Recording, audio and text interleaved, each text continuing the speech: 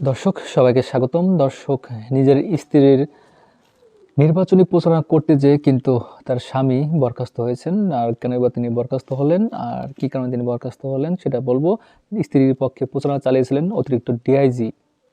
ঠিক আছে, এই ডিআইজি কিন্তু ইতিমধ্যে বরখাস্ত হয়েছেন।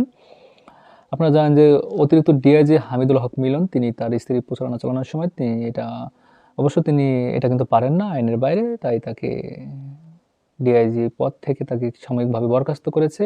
বগুড়া এক আসনের স্বতন্ত্র প্রার্থী তবলা প্রতীকের শাহজাদি আলম লিপির স্বামী পুলিশের অতিরিক্ত ডিআইজি হামিদুল হক মিলনকে সাময়িকভাবে বরখাস্ত করেছে পুলিশ প্রশাসন। বৃহস্পতিবার 4 জনের স্বরাষ্ট্র মন্ত্রণালয়ের জননিরাপত্তা বিভাগের পুলিশ এক শাখা থেকে এই প্রজ্ঞাপন জারি করা হয়।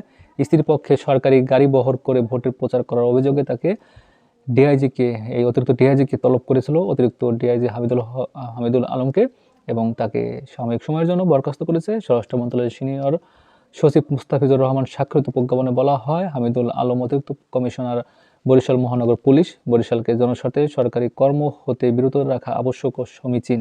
সেহেতু হামিদুল আলমকে সরকারি চাকরি আইন 2018 এর 18 সালের 57 নম্বর আইন এই ধারা মোতাবেক সরকারি চাকরি থেকে সাময়িকভাবে বরখাস্ত করেছে। দর্শক, একজন সরকারি কর্মকর্তা, একজন পুলিশের ডিআইজি, অতিরিক্ত ডিআইজি, তিনি কিন্তু তার বইয়ের একটা নির্বাচনী প্রচারণায় সরকারি গাড়ি বহর ব্যবহার করেছিলেন, একটা সুযোগ তিনি নিয়েছিলেন। তার এই নির্বাচনের প্রচারণার খবরটি গণমাধ্যমে প্রকাশ পাওয়ার পর কিন্তু তাকে সাময়িকভাবে বরখাস্ত করেছে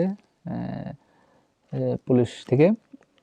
আপনারা জানেন আগামী 7 জানুয়ারি নির্বাচন। এই নির্বাচনে কিন্তু নানাভাবে নানা ব্যক্তি কিন্তু এবার নতুন কিছু ব্যক্তি নির্বাচনে এসেছেন। আর সেই সাথে একটা প্রশ্ন থাকে এখানে, এটা কিন্তু প্রশ্ন মানে পত্রিকাটি পড়ার সময় আমার একটা আসছিল মনে, যে অতিরিক্ত ডিআইজি সাহেবের যে স্ত্রী, তিনি যে নির্বাচন করছে, এত টাকা তিনি কোথা থেকে পেলেন, এই ডিআইজির এত টাকার উৎসটা কি, এটা কিন্তু একটা প্রশ্ন থাকে। দর্শক, আপনারা জেনে থাকলে জানাবেন কিভাবে এই ডিআইজি সাহেব এত টাকা পেলেন।